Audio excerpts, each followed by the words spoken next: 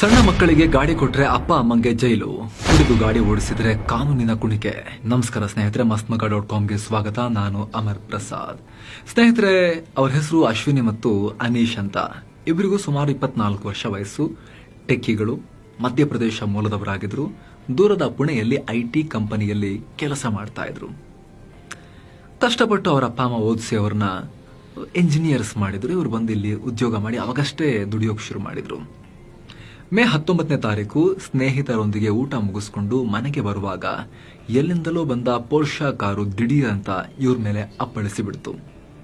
ಅಷ್ಟೇ, ಬಾಳಿ ಬದುಕಬೇಕಾಗಿದ್ದ ಯುವ ಜೀವಗಳ ಪ್ರಾಣ ನಡು ರೋಡಲ್ಲಿ ಹಾರು ಹೋಗಿತ್ತು. ಜೂನ್ 24ನೇ ತಾರೀಕು ಮನೆಗೆ ಹೋಗಿ ಬರ್ತ್ಡೇ ಮಾಡಿಕೊಳ್ಳೋ ಅಶ್ವಿನಿಯ ಕನಸು, ಶೀಘ್ರದಲ್ಲಿ ವಿದೇಶಕ್ಕೆ ಹೋಗಬೇಕು ಅಂತ ಇದ್ದ ಅನೀಶ್ನ ಕನಸು ಎರಡು ನುಚ್ಚು ನೂರಾಯಿತು. ಈಗ ಆ ಎರಡು ಕುಟುಂಬಗಳು ಕಣ್ಣೀರಲ್ಲಿ ಕೈ ತೊಳಿತಾ ಇವೆ. ಅನೀಶ್ ಆದಾಯವನ್ನೇ ನಂಬಿದ್ದ ಅವರ ಕುಟುಂಬ ದಿಗಿಲು ಬಡದು ನಿಂತ್ಕೊಂಡಿದೆ. ಬರೀ ಆದಾಯದ ಪ್ರಶ್ನೆ ಅಲ್ಲ, ಮಗ ಇಲ್ಲ. ಮಗಳ ಸಾವಿನ ದುಃಖದಿಂದ ಹೊರಬರೋಕೆ ಆಗದೆ ಅಶ್ವಿನಿ ಕುಟುಂಬ ಒದ್ದಾಡ್ತಾ ಇದೆ. ಸ್ನೇಹಿತರೆ, ಈ ಎಲ್ಲ ಘಟನೆಗಳಿಗೆ ಕಾರಣವಾಗಿದ್ದು ಪೋರ್ಷಾ ಕಾರಿನ ದುರಂತ. ಇತ್ತೀಚೆಗೆ ಪುಣೆಯಿಂದ ಬರ್ತಾ ಇರೋ ಸುದ್ದಿಯನ್ನ ಸಾಕಷ್ಟು ಜನ ಗಮನಿಸ್ತಾ ಇರಬಹುದು. ನಾವು ಕೂಡ ಡೈಲಿ ಬೇಸಿಸ್ ನಲ್ಲಿ ಫುಲ್ ನ್ಯೂಸ್ ನಲ್ಲಿ ಇದನ್ನ ಕವರ್ ಮಾಡಿದ್ದೀವಿ. ಅಪ್ರಾಪ್ತ ಬಾಲಕನೊಬ್ಬ ಪಾರ್ಟಿ ಮಾಡಿಕೊಂಡು ಎಲ್ಲೋ ರೋಡಲ್ಲಿ ಗುದ್ದಿದ್ದಂತೆ, ಇಬ್ರು ಸತ್ತು ಹೋದ್ರಂತೆ. ಅವ್ರ ಮೇಲೆ ಈಗ ಕೇಸ್ ಆಗಿದ್ಯಂತೆ ಅಂತ. ಸ್ನೇಹಿತರೆ, ಎಲ್ಲೋ ಗುದ್ದಿದ್ರಂತೆ, ಎಲ್ಲೋ ಸತ್ತೋದ್ರಂತೆ ಅಂತ ಹೇಳುವಷ್ಟರ ಮಟ್ಟಿಗೆ ನಾವಿದನ್ನ ಅಲ್ಲಗಳಿಯಕ್ಕಾಗಲ್ಲ. ಯಾಕಂದ್ರೆ ಇದು ಕೇವಲ ಅಶ್ವಿನಿ ಮತ್ತು ಅನೀಶ್ ವಿಚಾರ ಅಲ್ಲ. ದಿನನಿತ್ಯವೂ ಈ ರೀತಿಯ ಘಟನೆಗಳು ನಡೀತಾನೆ ಇವೆ. ಹುಡುಗಾಟಕ್ಕೆ, ಯಾರದ್ದೋ ತೆವಲಿಗೆ ಒಂದಿಡೀ ಕುಟುಂಬ, ಅವರ ಜೀವನ ನರಕ ಆಗ್ತಾ ಇದೆ. ಅಪ್ರಾಪ್ತರಿಂದ ಮಹಾಪರಾಧ, ಮಕ್ಕಳ ತಪ್ಪಿಗೆ ಹೆತ್ತವರಿಗೆ ಶಿಕ್ಷೆ. ಸ್ನೇಹಿತರೆ, ಗ್ರಾಮೀಣ ಪ್ರದೇಶ ಆಗಿರ್ಬೋದು, ನಗರ ಪ್ರದೇಶ ಆಗಿರ್ಬೋದು, ಎಲ್ಲಾ ಕಡೆನೂ ಈ ರೀತಿ ಘಟನೆಗಳು ಆಗ್ತಾ ಇವೆ. ಮನೆಯಲ್ಲಿ ಮಗ ಅಥವಾ ಮಗಳು ಸ್ವಲ್ಪ ಬೆಳೆದು ಕೈಕಾಲು ಚೂರು ಉದ್ದಾಗಿ ಗಟ್ಟಿಮುಟ್ಟಾದ್ರೆ ಸಾಕು, ಬೈಕ್ ಕಲಿಯೋಕೆ, ಕಾರ್ ಕಲಿಸೋಕೆ ಟ್ರೈನಿಂಗ್ ಕೊಟ್ಟು ಅದನ್ನ ಅಕ್ಕಪಕ್ಕದವರ ಮುಂದೆ ಹೆಮ್ಮೆಯಿಂದ ಹೇಳ್ಕೊಳ್ತಾರೆ. ನನ್ನ ಮಗಳು ಗಾಡಿ ಓಡಿಸ್ತಾಳೆ, ಕಾರ್ ಓಡಿಸ್ತಾಳೆ, ನನ್ನ ಮಗ ಸ್ಪೋರ್ಟ್ಸ್ ಬೈಕ್ ತಗೊಂಡ, ಸಖತ್ತಾಗಿ ಓಡಿಸ್ತಾನೆ ಗೊತ್ತಾ ಅಂತೆಲ್ಲ. ಆದರೆ ಸ್ನೇಹಿತರೆ, 18 ವರ್ಷ ಆಗೋದ್ರೊಳಗಡೆ ಲೈಸೆನ್ಸ್ ಸಿಗಲ್ಲ. ಸೊ ಈ ರೀತಿ ಅಪ್ರಾಪ್ತರಿಗೆ ಗಾಡಿ ಕೊಡೋದು, ಕೆಲವೊಂದ್ಸಲ ಪ್ರಾಪ್ತರಾದ್ರೂ ಕೂಡ 18-19 ವರ್ಷ ಆದ್ರೂ ಕೂಡ ಲೈಸೆನ್ಸೇ ಮಾಡಿಸದೆ, ಸರಿಯಾಗಿ ಕೋಚಿಂಗೇ ಇಲ್ಲದೆ ಗಾಡಿ ಕೊಡೋದು ಶಿಕ್ಷಾರ್ಹ ಅಪರಾಧ ಆಗ್ಬೋದು. ಈಗ ಪುಣೆಯಲ್ಲಿ 2.5 ಕೋಟಿ ಕಾರ್ ತಗೊಂಡೋಗಿ ಗುದ್ದಿ 2 ಜೀವ ತೆಗೆದ ಮಹಾನುಭಾವನಿಗೆ ಬರೀ 17 ವರ್ಷ ವಯಸ್ಸು. ಅವನ ಜೊತೆಗೆ ಇನ್ನೊಂದಷ್ಟು ಜನ ಅಪ್ರಾಪ್ತ ಬಾಲಕರಿದ್ರು. ಈಗ ಅವನು ಚಿಕ್ಕವನು ಅಂತ ಪ್ರಬಂಧ ಬರೆಯೋಕೆ, ಟ್ರಾಫಿಕ್ ಪೊಲೀಸ್ ಹತ್ರ ಕೆಲಸ ಮಾಡಕ್ಕೆ ಈ ರೀತಿಯೆಲ್ಲ ಕಂಡೀಷನ್ ಹಾಕಿ ಬೇಲ್ ಕೊಟ್ಟಿದೆ ಕೋರ್ಟ್. ಆದ್ರೆ ಅವನ ಬೇಜವಾಬ್ದಾರಿ ಅಪ್ಪನ ಮೇಲೆ ಈಗ ಕಾನೂನಿನ ಕತ್ತಿಯನ್ನ ತೂಗ್ತಾ ಇದೆ. ನೀವು ಇಲ್ಲಿ ಕೇಳಬಹುದು, ಮಗ ಯಾರಿಗಾದ್ರೂ ಗುದ್ಲಿ ಅಂತ ತಂದೆ ತಾಯಿಗೆ ಇಷ್ಟ ಏನ್ರಿ ಅಂತ. ಸ್ನೇಹಿತರೆ, ನಿಜ. ಆದ್ರೆ ಮಕ್ಕಳ ಮೇಲೆ ನಿಗಾ ವಹಿಸೋದು, ಮಕ್ಕಳಿಂದ ಇನ್ನೊಬ್ಬರಿಗೆ ಹಾನಿಯಾಗದಂತೆ ತಡೆಯೋದು, ಅದರಲ್ಲೂ ಕೂಡ ವಿಶೇಷವಾಗಿ ಮಕ್ಕಳಿಗೆ ಈ ರೀತಿ ವಾಹನಗಳನ್ನ ಕೊಡೋ ವಿಚಾರಕ್ಕೆ ಸಂಬಂಧಪಟ್ಟಂತೆ, ಮಗ ಏನ್ ಕದ್ಕೊಂಬಂದಿಲ್ಲಲ್ಲ ಕಾರನ್ನ, ಅಪ್ಪ 2 ಕೋಟಿ ಅಪ್ಪ ದುಡ್ದಿರೋ ದುಡ್ಡಲ್ವಾ, ಕೊಡ್ಸಿರೋದು ಅಪ್ಪ ಅಲ್ವಾ ಕಾರು.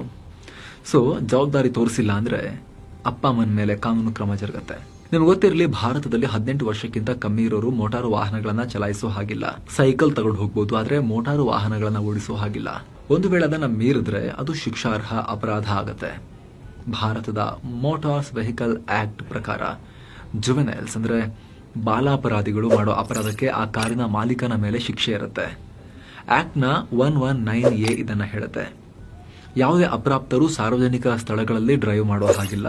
ಇದನ್ನ ಮೀರಿದ್ರೆ ವಾಹನದ ಮಾಲೀಕ ಜವಾಬ್ದಾರ ಆಗಬೇಕಾಗತ್ತೆ.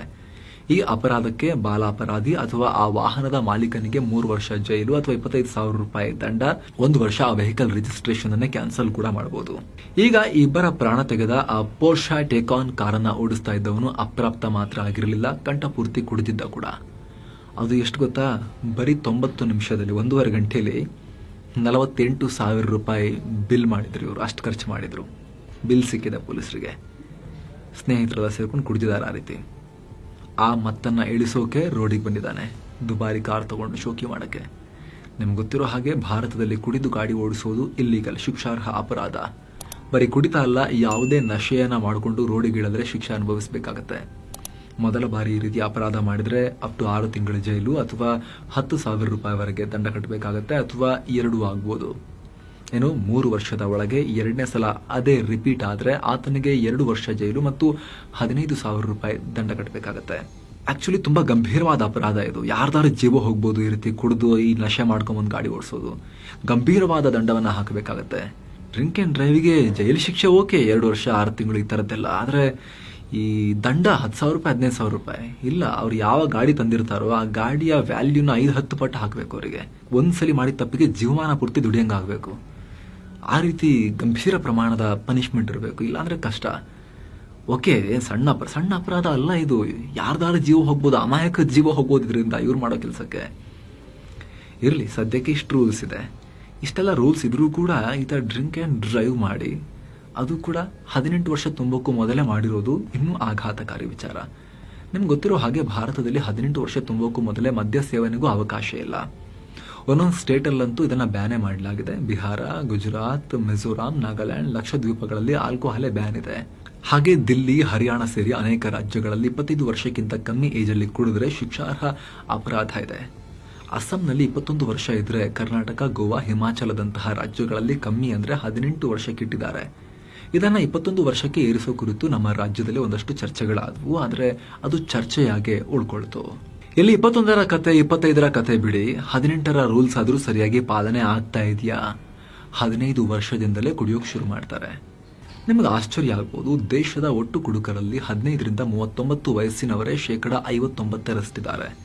The international spirits and wine association of India ಕೊಟ್ಟಿರುವ ಲೆಕ್ಕಾಚಾರದ ಪ್ರಕಾರ ದೇಶದಲ್ಲಿ 40%ರಷ್ಟು ಮದ್ಯ ಅಕ್ರಮವಾಗಿ ಪ್ರೊಡ್ಯೂಸ್ ಆಗ್ತಾ ಇದೆ.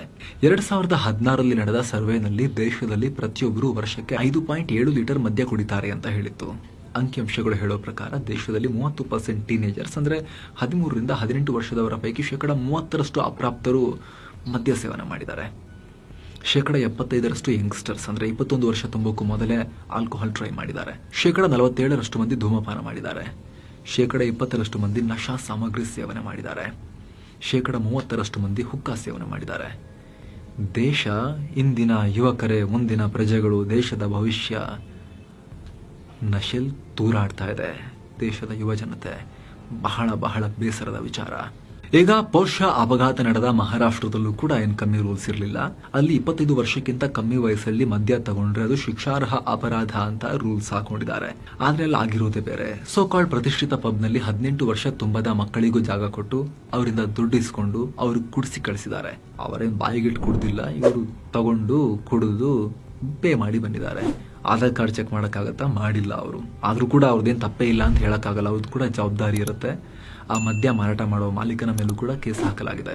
ಗಮನಿಸಬೇಕಾಗಿರೋ ವಿಚಾರ ಅಂದ್ರೆ, ಈ ರೀತಿ ಅಪ್ರಾಪ್ತರಿಗೆ ಮದ್ಯ ಸರಬರಾಜು ಮಾಡೋ ಇಂತಹ ಧನ ಪಿಶಾಚಿಗಳಿಗೆ, ದುಡ್ಡಿನ ಭೂತಗಳಿಗೆ 7 ವರ್ಷದ ತನಕ ಶಿಕ್ಷೆ ಇರುತ್ತೆ. ಆದ್ರೆ ಅದಕ್ಕೆಲ್ಲ ಹೆದರುವಂತ ಪರಿಸ್ಥಿತಿ ಇಲ್ಲ. ನಮ್ಮ ವ್ಯವಸ್ಥೆ ಎಷ್ಟು ಹಾಳಾಗಿದೆ ಅಂದ್ರೆ, ಈಗ ಸ್ಕ್ರೀನ್ ಮೇಲೆ ನೀವು ಒಂದು ಸುದ್ದಿಯನ್ನ ನೋಡ್ತಾ ಇರಬಹುದು. ರಾಜ್ಯದ ಖ್ಯಾತ ಪೊಲೀಸ್ ಪಡೆಯಾಗಿರೋ ಹೊಯ್ಸಳ ಪೊಲೀಸರ ಲಂಚ ಕೇಳಿಕೊಂಡು ಜನರ ಹತ್ರ ಕಳ್ಳ ಅಂತ ಅಡ್ಡಾಡಿಸ್ಕೊಂಡು ಹೋಗಿದ್ದಾರೆ. ಎಲ್ಲ ಪೊಲೀಸರು ಹೀಗಿಲ್ದೇ ಇರಬಹುದು, ಆದ್ರೆ ರೂಲ್ಸ್ ಫಾಲೋ ಮಾಡದೇ ಇರೋಕೆ ಈ ರೀತಿಯ ಲಂಚ ಲಂಪಟರು ಕೂಡ ಕಾರಣ. ಸ್ನೇಹಿತರೆ, ದೇಶದಲ್ಲಿ ಈ ಅಪಘಾತ ಸಮಸ್ಯೆ ಎಷ್ಟಿದೆ ಅಂದ್ರೆ, ಇವತ್ತು ಇಡೀ ವಿಶ್ವದಲ್ಲಿ ಅತಿ ಹೆಚ್ಚು ರಸ್ತೆ ಅಪಘಾತಗಳಾಗ್ತಿರೋ ದೇಶಗಳ ಪಟ್ಟಿಯಲ್ಲಿ ಭಾರತ ಮುಂಚೂಣಿಯಲ್ಲಿದೆ. ಜಗತ್ತಿನ 11%ರಷ್ಟು ರಸ್ತೆ ಅಪಘಾತಗಳು ಇಲ್ಲೇ ಆಗ್ತಿವೆ. ಒಂದಲ್ಲ ಎರಡಲ್ಲ 15 ಲಕ್ಷ ಜನ ಪ್ರತಿ ವರ್ಷ ಆವರೇಜ್ ಆಗಿ ರಸ್ತೆ ಅಪಘಾತಗಳಿಂದ ಸಾವಿಗೀಡಾಗಿದ್ದಾರೆ, ಸಾವಿಗೆ ಪ್ರಾಣ ಕಳ್ಕೊಳ್ತಿದ್ದಾರೆ. ಅದರಲ್ಲಿ 15ರಿಂದ 29ನೇ ವಯಸ್ಸಿನವರೇ ಹೆಚ್ಚು ಅನ್ನೋದನ್ನ ಕೂಡ ಗಮನಿಸಬೇಕು. ಇನ್ನು ಕುಡಿದು ವಾಹನ ಸೇವನೆ ಮಾಡೋ ವಿಚಾರಕ್ಕೆ ಬಂದರೂ ಕೂಡ ಅದು ದೇಶದಲ್ಲಿ ಹೆಚ್ಚಾಗ್ತಿದೆ. ದೇಶದಲ್ಲಿ ನಡೆಯೋ 10 ಅಪಘಾತಗಳಲ್ಲಿ 1 ಅಪಘಾತ ಕುಡಿದು ವಾಹನ ಓಡಿಸೋದ್ರಿಂದಲೇ ಇರುತ್ತೆ. ನಿಮ್ಗೆ ಆಶ್ಚರ್ಯ ಆಗ್ಬೋದು, ಭಾರತದ GDPಯಲ್ಲಿ 3ರಿಂದ 5ರಷ್ಟು ಹೂಡಿಕೆಯನ್ನ ರಸ್ತೆ ಅಪಘಾತಗಳ ಮೇಲೆ ಸರ್ಕಾರ ಖರ್ಚು ಮಾಡ್ತಿದೆ. ಪರಿಹಾರ, ಚಿಕಿತ್ಸೆ, ಅದು ಇದು ಅಂತ ದೇಶದ ದುಡ್ಡು ಇಲ್ಲಿಗೆ ಖಾಲಿ ಆಗ್ತಾ ಇದೆ. ಹೀಗಾಗಿ ಅಪ್ಪ ಅಮ್ಮ ಅಥವಾ ಪೋಷಕರು ಮಕ್ಕಳಿಗೆ ವಾಹನಗಳನ್ನ ಕೊಡಬೇಕಾದ್ರೆ ಅವರಿಗೆ ಲೈಸೆನ್ಸ್ ಇದೆಯಾ, ಸರಿಯಾಗಿ ತರಬೇತಿ ಆಗಿದೆಯಾ, ಅದನ್ನ ಮೈಂಡ್ ಅಲ್ಲಿ ಇಟ್ಕೋಬೇಕು. ಅಡಲ್ಟ್ಸ್ ಕೂಡ, ವಯಸ್ಕರು ಕೂಡ ಗಾಡಿ ಓಡಿಸ್ಬೇಕಾದ್ರೆ ಬೇಸಿಕ್ ಕಾಮನ್ ಸೆನ್ಸ್ ಅನ್ನ ಸ್ವಲ್ಪ ಹಿಡ್ಕೊಂಡು, ರಸ್ತೆ ನಿಯಮಗಳನ್ನ ಸರಿಯಾಗಿ ತಿಳ್ಕೊಂಡು, ಸುಮ್ಮನೆ ಓಡಿಸೋ ಕಲ್ತಾ ತಗೊಂಡು ಹೈವೇಗೆ ಬಂದ ಅಲ್ಲ, ಪೂರ್ಣ ಪ್ರಮಾಣದ ತರಬೇತಿಯನ್ನು ಪಡ್ಕೊಂಡು, ನಿಯಮಗಳನ್ನ ಕರೆಕ್ಟಾಗಿ ತಿಳ್ಕೊಂಡು, ರೋಡ್ ಸೈನ್ಸ್ ಬಗ್ಗೆ, ಸೈನ್ಸ್ ಅಂದ್ರೆ ವಿಜ್ಞಾನದ ಬಗ್ಗೆ ನಾವು ಹೇಳ್ತಿಲ್ಲ, ಸೈನ್ ಬೋರ್ಡ್ಗಳಿರ್ತಾವಲ್ಲ, ಚಿಹ್ನೆಗಳು ರಸ್ತೆಗಳಲ್ಲಿ, ಟ್ರಾಫಿಕ್ ಚಿಹ್ನೆಗಳು, ಅವುಗಳ ಬಗ್ಗೆ ಸರಿಯಾಗಿ ಮಾಹಿತಿಯನ್ನು ತಿಳ್ಕೊಂಡು ಪರಿಪಕ್ವ ಆದ್ಮೇಲೆ ರೋಡಿಗಿಳಿಬೇಕು. ಇಲ್ಲಾಂದ್ರೆ ರೋಡಿಗಿಳಿಯುವವರ ಜೀವಕ್ಕೂ ಅಪಾಯ, ಎದುರುಗಡೆಯಿಂದ ಬರೋವರ ಜೀವಕ್ಕೂ ಅಪಾಯ. Thank you so much. ಮತ್ತೆ ಭೇಟಿ ಆಗ್ತಿರೋಣ. ನಮಸ್ತೆ.